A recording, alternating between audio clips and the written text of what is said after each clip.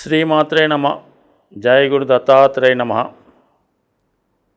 ఈ వీడియోలో మనం కేతుగ్రహం యొక్క ప్రభావం వివిధ రాశుల మీద ఏ విధంగా ఉండబోతుంది అన్న విషయాన్ని మనం పరిశీలిద్దాం.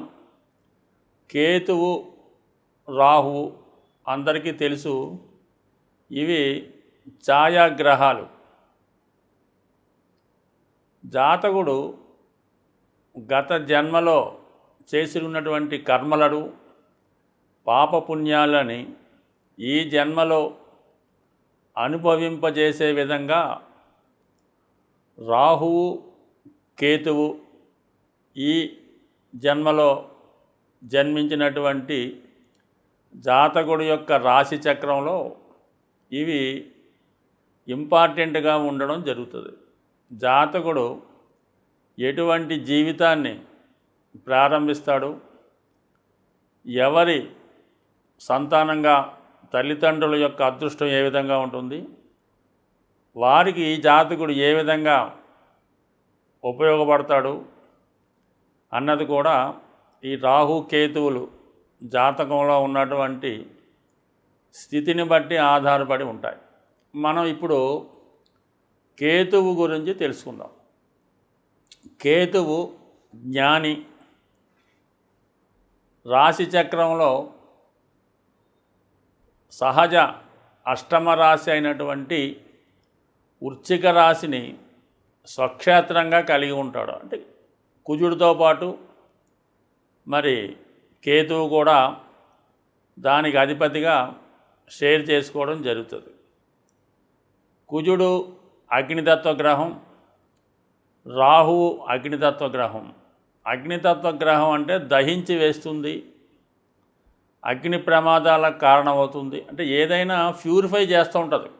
ఏదైనా సరే అగ్ని అన్నది ప్రతిదాన్ని ప్యూరిఫై చేస్తూ ఉంటుంది. బంగారాన్ని మేలిం బంగారంగా స్వచ్ఛమైనటువంటి ఒక నగగా తయారు చేయాలన్నా కూడా అగ్ని అవసరం ఉంటుంది. అటువంటి అగ్నితత్వ గ్రహం కుజగ్రహం. ఇది డిటాచ్మెంట్ అన్నమాట. రాహు ఏమో అటాచ్మెంటు. అంటే రాహు కేతువుల్లో రాహు మొండంగాను, రాహు తలగాను, కేతువు తలలేని మిగతా శరీరాన్ని చెప్పడం జరుగుతూ ఉంటుంది. అయితే కేతువు తలలేని శరీర భాగాన్ని మనకి చెప్తూ ఉంటుంది. ఒక వ్యక్తి తలలేని ఒక వ్యక్తి హృదయంతో ఆలోచిస్తూ ఉంటాడు.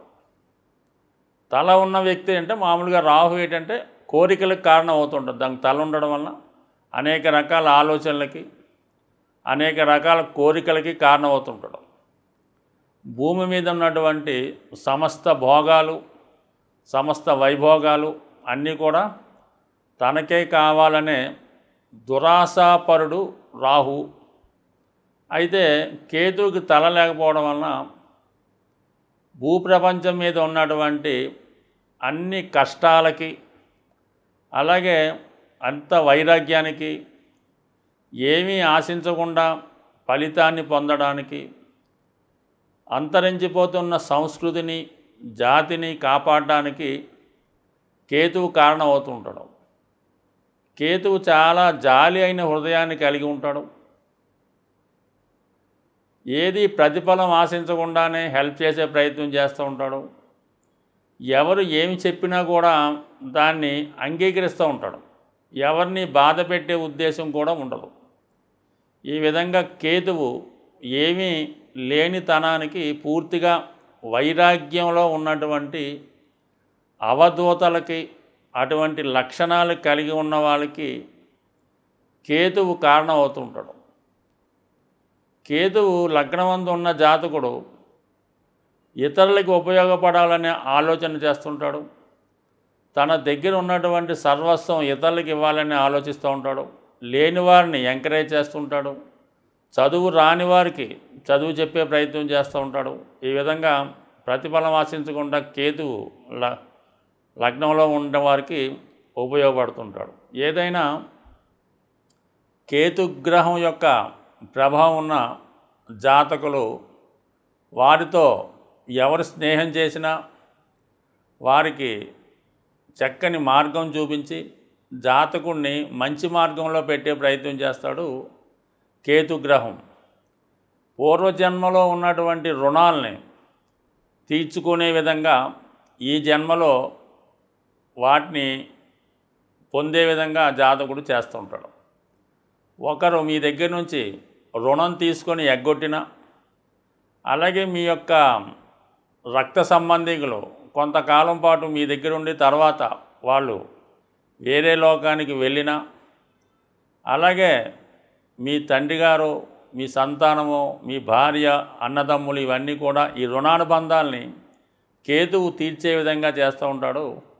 జాతకుడికి ఎటువంటి బంధం లేకుండా పూర్తిగా ఒక సన్యాసిగా ఒంటరివాడిగా చేసి తన యొక్క శరీరం నుండి ఆత్మను వేరు, అంటే ఆత్మ వేరు శరీరం వేరు అని తెలుసుకునే విధంగా కేతువు జాతకుడిని అనేక రకాల పరీక్షలకు గురి చేసి అనేక రకాల టెస్టుల తర్వాత జాతకుడిని పరిపూర్ణ వ్యక్తిగా మార్చి పూర్తిగా భగవంతుణ్ణి చేరే విధంగా ఈ జన్మలో జాతకుడికి సహాయపడే గ్రహం కేతుగ్రహం. ధనుస్సు రాశి వారికి కేతువు మిత్రగ్రహం. ఒక విధంగా ధనుస్సు రాశి వారికి గురువు రాష్ట్రాధిపతి అయినప్పటికి కూడా కేతువు యొక్క లక్షణాలు అంటే ఆ కారకత్వాలు ఇవన్నీ కూడా మనకి ఈ ధనుసు రాశి వారిలో కనబడుతూ ఉంటాయి. మహా జ్ఞానానికి ధర్మానికి సహజ భాగ్యస్థానమైనటువంటి ధనుసు రాశి కారణమైతే, మరి కేతువు ముక్తికి మోక్షానికి జ్ఞానానికి కారణమవుతుంటాడు.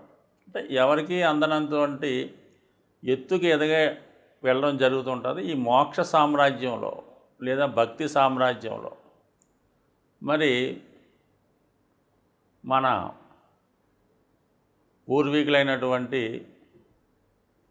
భక్త రామదాస్ అవ్వచ్చు, లేదంటే అన్నమయ్య, ఇలాగ అనేక మంది ఈ ప్రముఖులు ఈ ధనుస్సు రాశి అంటే గురువు ప్రభావం, కేతు ప్రభావం వల్ల స్వభావ సిద్ధంగా వాళ్ళు జ్ఞానులై, అంటే వాళ్ళు మంచి గొప్ప స్థితికి వెళ్ళాలంటే అన్ని రకాల బంధాలు వదులుకునే ప్రయత్నం జరగాలి ముందు. అంటే ముందు కుటుంబం, భార్య, బిడ్డలు, సంతానం ఇవన్నీ, అంటే ఏదైనా శిష్యులు అవ్వచ్చు, ఇది దేని మీద వ్యామోహం ఉండకూడదు.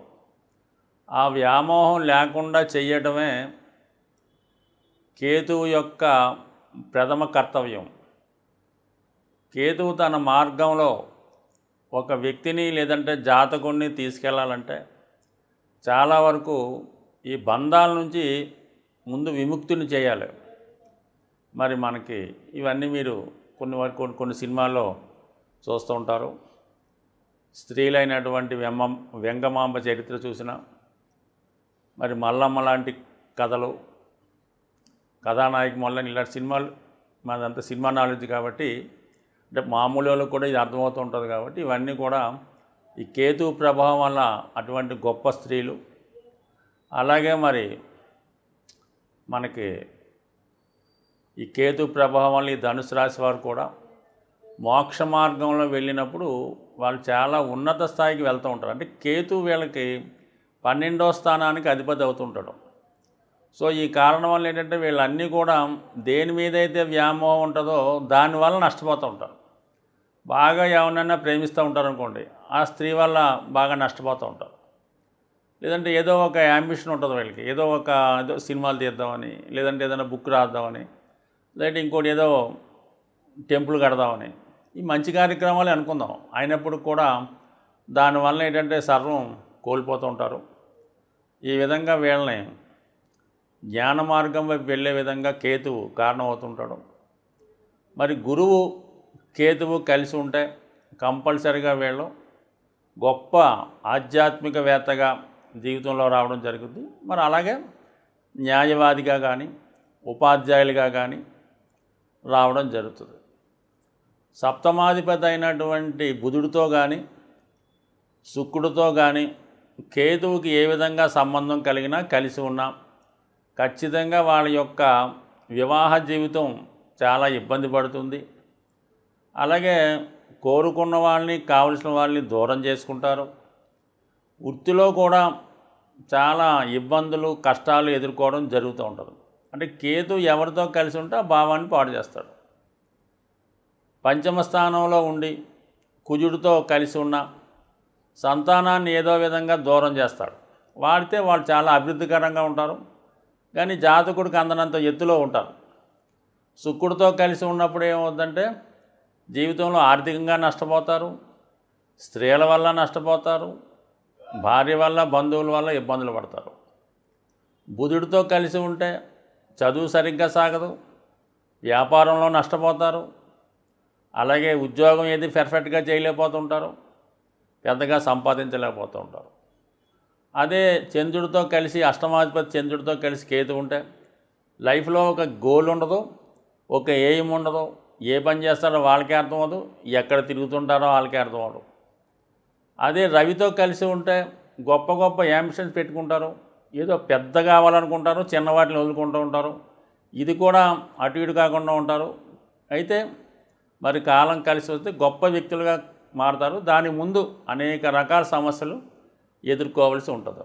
సో ఈ కారణాల వల్ల ఏంటంటే మరి ఈ మిథున ఈ ధనుసు రాశి వారు ఈ గురువుకి కేతువుకి సంబంధం ఉంటేనే ఖచ్చితంగా వాళ్ళు ఒక మంచి స్థాయికి వస్తారు. అయితే వీళ్ళు సుఖాలని భోగాల్ని కంఫర్ట్స్ని ఎంత తగ్గించుకుంటే జీవితంలో అంత పైకి రావడం జరుగుతుంది. ఏమాత్రం ఆశకి లోనైనా ఖచ్చితంగా వాళ్ళు జీవితం నిరాశగా ఉండే అవకాశం ఉంది.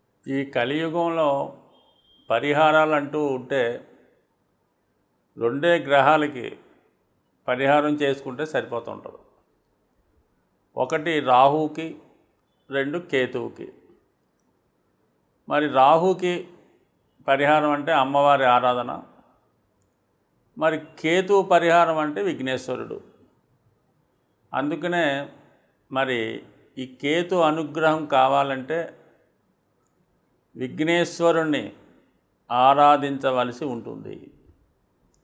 ముఖ్యంగా ఏ పని ప్రారంభించినా ఈ కేతుగ్రహ ప్రభావం గల రాసుల వారు ఎవరైతే ఉంటారో వాళ్ళు, అలాగే ముఖ్యంగా కేతు దశ జరుగుతున్న కేతు నక్షత్రాలైనటువంటి అశ్విని మఖ మూల నక్షత్రాలు, అలాగే ఈ కేతువు కన్యా రాశిలో ఉన్న, మిథున రాశిలో ఉన్న, లేదు మనం వివాహ కోసం ప్రయత్నం చేస్తున్నప్పుడు సప్తమ స్థానంలో కేతు ఉన్న, ఈ విధంగా కేతు ఏ భావంలో ఉంటే ఆ భావాన్ని ఇబ్బంది పడతాడు. అసలు దేనికి సంబంధం లేకుండా జన్మజాతకంలో ఈ కేతువుకి బుధుడికి ఉన్న సంబంధం వల్ల కూడా జాతకుడికి అనేక ఆటంకాలు ఏర్పడడం జరుగుతూ ఉంటుంది. మరి దీనికి ఏకైక మార్గం కేతుగ్రహ ఆరాధన. అంటే కేతువుకి మనం ప్రసన్నం చేసుకోవాలంటే ఒకటి విఘ్నేశ్వరుణ్ణి ప్రతి మంగళవారం పూజించుకోవడం వల్ల, ఉలవలు నానబెట్టి ఉడకబెట్టి గుర్రాలకు ఆహారంగా ఇవ్వడం వల్ల, గణపతిని గరికతో అర్చన చేసుకోవడం, ముఖ్యంగా విఘ్నేశ్వరుడికి ఉండ్రాళ్లతో అభిషేకం, ఉండ్రాళ్లతో హోమం చేయడం, సంకష్టహార చతుర్థి రోజు ఉపవాసం ఉండి ఆ రోజు విఘ్నేశ్వరుని విధి విధానంగా పూజించడం, ముఖ్యంగా వృద్ధుల్ని, అనాథల్ని, మతి స్థిమితం లేని వాళ్ళని ఆదరించి వాళ్ళకి ఏదో విధమైనటువంటి రక్షణ కల్పించడం, కానీ వాళ్ళకి ఏదైనా వాళ్ళకి కోరుకున్నటువంటి బహుమతి లాంటిది, వాళ్ళకి ఏదైనా వస్త్రాలు, దుప్పట్లో, జేళ్ళు, చెప్పులు ఏదో ఒకటి బహుకరించడం వల్ల, అంటే ఎవరైతే మతి స్థిమితం తప్పి అలాగ అనాథలుగా తిరుగుతుంటారో, వాళ్ళని ఎవరైతే పట్టించుకోరో అటువంటి వ్యక్తి మీకు కనబడితే అది ఒక విధంగా మీ అదృష్టంగా భావించవలసి ఉంటుంది. వాళ్ళకి మీరు ఏదో విధంగా వాళ్ళకి సంతోషపట్టే విధంగా ఏదో ఒక బహుమతి ఇవ్వడం వల్ల మీకు కేతుగ్రహ అనుగ్రహం లభించే అవకాశం ఉంది. సో ఈ విధంగా అంటే అన్నీ వదులుకొని కొంతమంది ఉంటారు, అటువంటి వాళ్ళకి సేవ చేయొచ్చు. అలాగే మరి కొంతమంది కనబడుతూ ఉంటారు మీకు, వాళ్ళకు కూడా మీరు ఏదో విధంగా ఏదో ఒక సహకారం చేయడం వల్ల, ముఖ్యంగా సాధువులకి ఎండు ద్రాక్ష పంచిపెట్టడం కానీ వాళ్ళకి ఇవ్వడం కానీ, ఏదైనా విఘ్నేశ్వరుడికి డ్రై ఫ్రూట్స్ ప్రసాదంగా పెట్టి అవి చిన్నపిల్లలకి పంచిపెట్టడం వల్ల కంపల్సరిగా కేతువు యొక్క అనుగ్రహానికి పాత్రలవుతారు. కంపల్సరిగా మీ యొక్క గృహంలో విఘ్నేశ్వరుడు చిత్రపటం ఉండి తీరవలసిందే. అలాగ ఉన్న రోజు మీకు ఎటువంటి ఆటంకాలు లేకుండా ఉండే అవకాశం ఉంది. స్వస్తి.